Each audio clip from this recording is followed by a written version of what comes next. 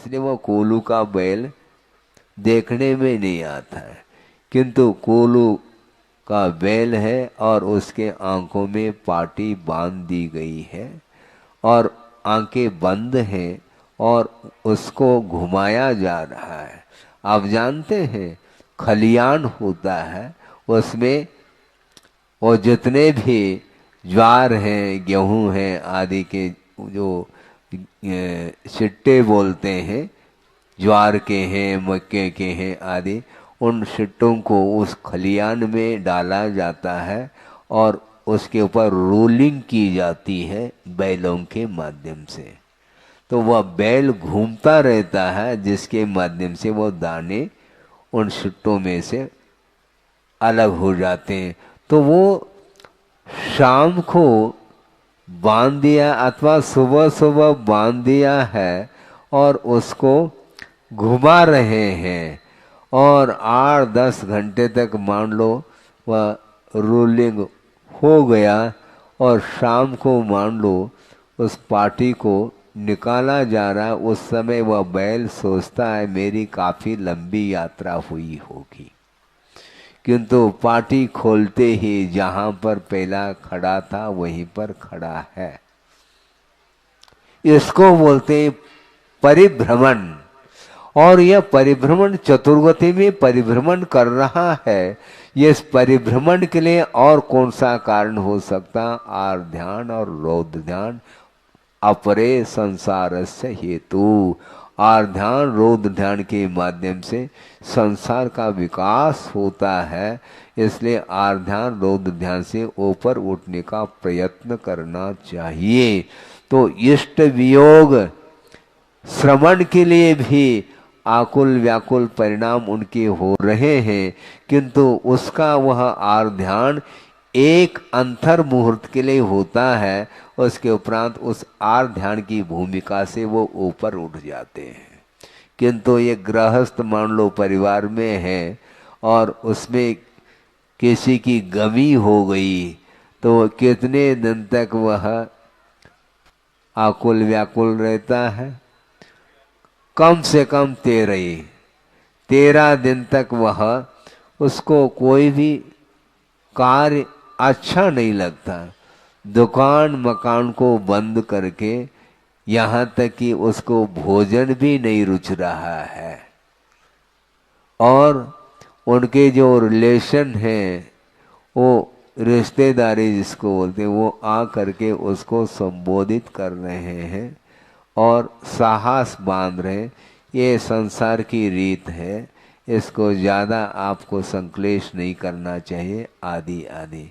किंतु जो इस प्रकार संबोधित करते हैं उनकी यहाँ कोई कमी हो जाए तो ये पहुंच जाता है। एक दूसरे में ये संबोधन देने के लिए पहुंचते हैं। इसी प्रकार होता है ये। इसलिए गृहस्थ का आर्त ध्यान और श्रवण का आर्त ध्यान बड़ा अंतर को लेकर के है। श्रवण को जो आर्त ध्यान हो रहा है इस बात को लेकर के हो रहा है, अब मुझे मोक्ष मार्ग पर चलने के लिए कौन मुझे सहयोग प्रदान करेंगे, इस भाव को लेकर के संक्लेश उत्पन्न हो रहे हैं। किंतु संसारी प्राणी स्वार्थी जीवन जीता है, उसका जीवन स्वार्थमय है। हाँ, बेटा है, बेटे की चिंता करता है। क्यों? इसलिए चिंता करता है अंत में मुख में कौन पानी डालने वाला रहेगा। अंत में जब मरण सन्निकट आएगा उस समय मुझे कौन संभालेगा। मैं अस्वस्थ हो जाऊंगा तो मेरी वैयामृति सेवा शुश्रूषा कौन करेगा। इस भाव को लेकर के वह बेटे का पालन पोषण आदि करता है। इसको बोलते स्वार्थ। किंतु ये ध्यान रखो, आप स्वस्थ रहो अथवा अस्वस्थ रहो, मरण तो अनिवार्य है। अपनी अपनी बार कहा है, मरना सबको एक दिन है और अपनी अपनी बार। जब ये बारी आएगी, प्रत्येक व्यक्ति के जीवन में ये मरण की घड़ी जब आएगी तो कभी भी आ सकती है। मरण का डेट निश्चित नहीं है। जीवन का, जन्म का डेट फिर भी निश्चित हो सकता है डॉक्टरों के माध्यम से, किंतु मृत्यु की घड़ी कभी भी मृत्यु बता करके नहीं आती कि मैं आ रही हूं। नहीं, सडनली कभी भी वह मौत आ सकती है। और वह मरण दो तरह का होता है, एक सकाल मरण होता है और एक अकाल मरण होता है। समय पर जो मृत्यु होती है, मरण होता है, उसका नाम सकाल मरण कहा है। और अकाल मरण का अर्थ ये है, विभिन्न प्रकार के निमित्तों के माध्यम से जो मरण होता है वह अकाल में होता है। मान लो एक्सीडेंट हो गया और ऑन द स्पॉट समाप्त हो गया, इसको बोलते हैं अकाल मरण। और इसी प्रकार के और भी निमित्त मिलते हैं। हार्ट फेल हो गया, अटैक आ गया और उसी में शांत हो गया। बड़े बड़े महान जो रोग होते हैं उनके निमित्त से अकाल में ही वह चला जाता है। जलमग्न होकर के भी, डूब करके भी वह मरण को प्राप्त होता है। अग्नि के द्वारा झुलस करके भी वह उसका प्राणांत हो जाता है। तो कई प्रकार के ये अकाल मरण के लिए निमित्त बताए हैं। इसी प्रकार विष भक्षण करके भी अकाल मरण होता है। तो अकाल मरण से बचने के लिए आचार्यों ने कहा है, मरण से बच नहीं पाएंगे ये ध्यान रखो, किंतु अकाल मरण से बचाया जा सकता और बचाना चाहिए। कई लोगों की ये धारणा हो सकती है, होती है कि महाराज ये अकाल मरण कोई वस्तु नहीं है, क्योंकि उसकी उतनी ही आयु थी। इस प्रकार की धारणा लोगों की रहती। ये धारणा आगम से विपरीत है। क्यों? इसलिए विपरीत है, उतनी ही उसकी आयु थी। ये तुम्हें कैसा ज्ञात हो गया मुझे बताओ, या तो पहले बता दो इसकी कितनी आयु है, मरने के बाद बताते उसकी उतनी ही आयु है। गलत बात है ये। निमित्त के द्वारा उसका अवसान हुआ है, इसको स्वीकार कर लेना चाहिए। आपका जीवन आयु कर्म के ऊपर आधारित है, ठीक है। उतनी ही आयु है जितनी है, कोई बात नहीं। आपकी कितनी आयु है मुझे ज्ञात नहीं, न तुम्हें ज्ञात है, किंतु मरना तो निश्चित है। और अकाल मरण होता नहीं, ये आपकी धारणा है, मेरी नहीं, आपकी धारणा है। तो हम आपको ये पूछना चाहते हैं, आपको रसोई घर में नहीं जाना चाहिए भोजन करने के लिए, क्योंकि भोजन करने से थोड़ी जीवन चलता है, आयु कर्म के ऊपर निर्धारित है। भोजन यदि नहीं करते हैं मान लो तो मरण हो जाता, तो ये कहा ना उतनी आयु थी, भोजन क्यों करते हो? रोग हो जाता है तो हॉस्पिटल क्यों चले जाते हो? स्वयं तो हॉस्पिटल का सहारा लेता है और दूसरे के लिए कह देता है उसकी उतनी आयु है। गलत बात है। स्वयं दवाई का प्रयोग कर रहा है और दूसरे के लिए कह देता है उसकी उतनी ही आयु थी, ये गलत है। इस प्रकार की यदि धारणा मान लो किसी की हो तो उसको निकाल दे देना चाहिए, क्योंकि आगमकार का ये कहना है कि वस्तुतः अपने मरण दो तरह का होता है, एक सकाल और अकाल। बिना निमित्त के एक आयु के जो निषेक हैं वह निर्जरित होते चले जाते हैं, तो वह समय पर उसका अवसान होता है। किंतु अनेक प्रकार के निमित्तों के माध्यम से यदि अवसान हो रहा है उसका नाम अकाल मरण है। इसलिए आचार्य कहते हैं अकाल मरण से बचना चाहिए।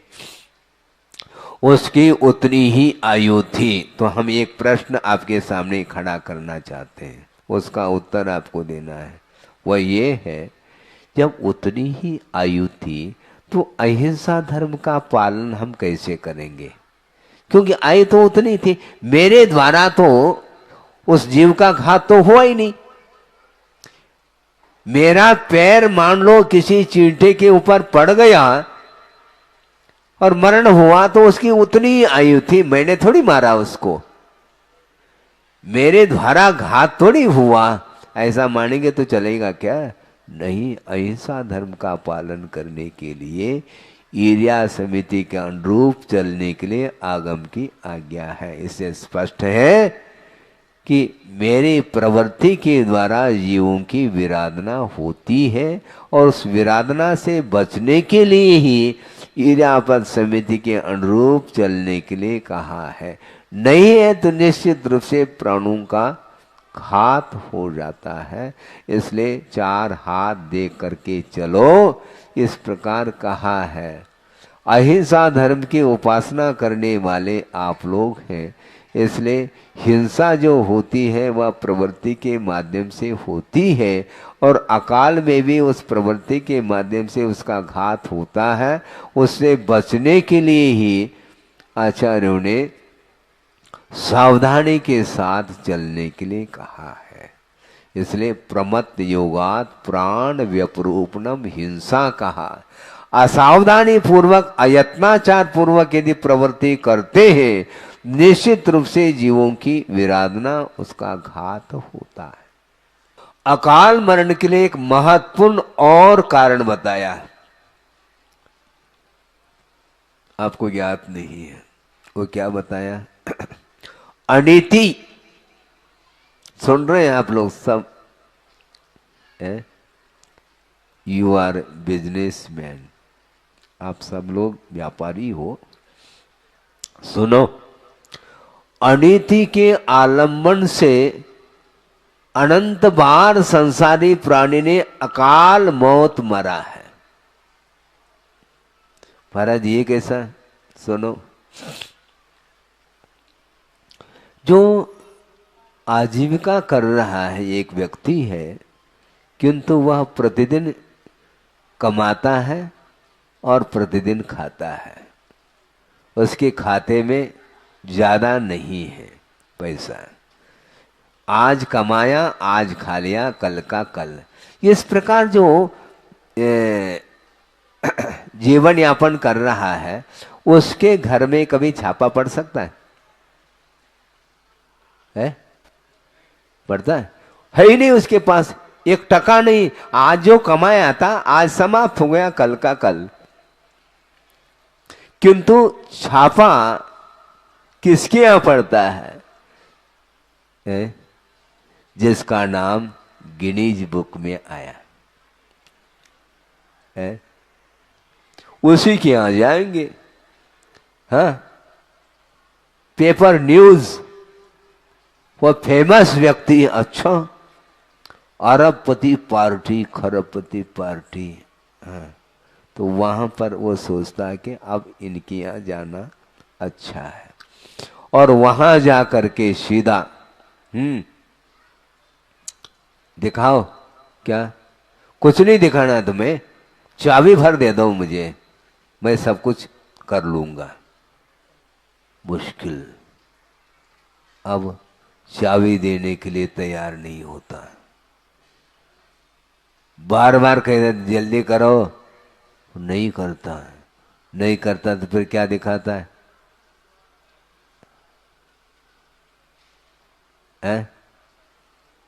पिस्टल, पिस्टल बोलते, बंदूक, और वह दिखाता है, और बस दिखाते ही अब प्राण सबको प्यारे, नहीं दोगे तो देख लो तुम बच नहीं पाओगे।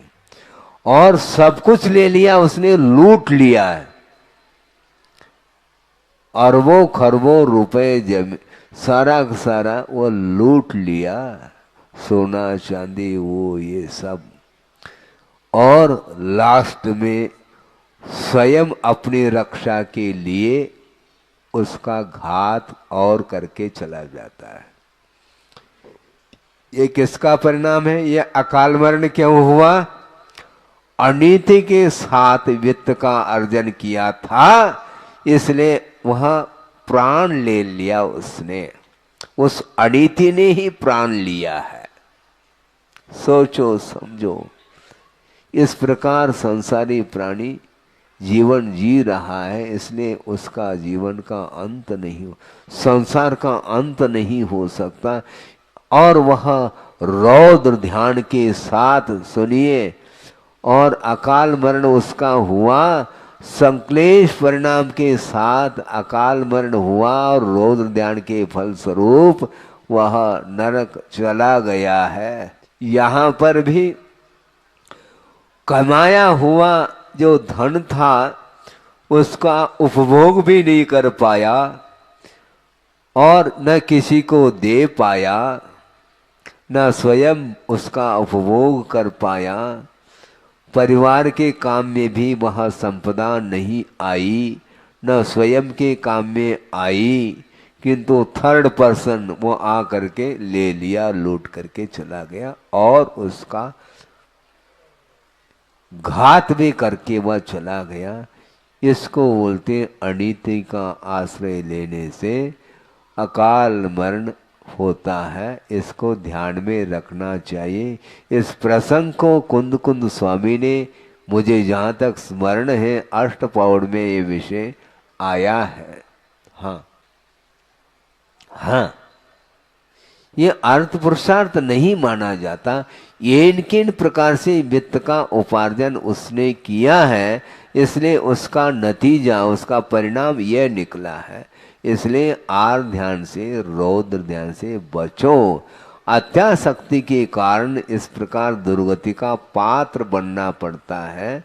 इसलिए आपको ये चाहिए कि धर्म ध्यान के लिए समय निकालो, और कम से कम आर ध्यान हो। आर ध्यान का समर्थन तो मैं करूँगा नहीं, किंतु बिना व्यवसाय के, बिना आजीविका के साधन के बिना आप लोगों का जीवन चल नहीं सकता। इसलिए धन का आलम्बन आपको लेना पड़ता है। ठीक है, ले, किंतु अनावश्यक वित्त का संग्रह कभी भी नहीं करना चाहिए, जिसके कारण जीवन चल नहीं सकता। इसलिए धन का आलम्बन आपको लेना पड़ता है। ठीक है, ले, किंतु अनावश्यक वित्त का संग्रह कभी भी नहीं करना चाहिए, जिसके कारण दुर्गति का पात्र होना पड़े। आपका समय हो गया है, यह बहुत विषय लंबा है, समय समय पर इसका और विस्तार किया जा सकता है। आर ध्यान के भी 4 भेद किए हैं, रौद्र ध्यान के भी किए हैं, धर्म ध्यान आदि के भी भेद किए हैं।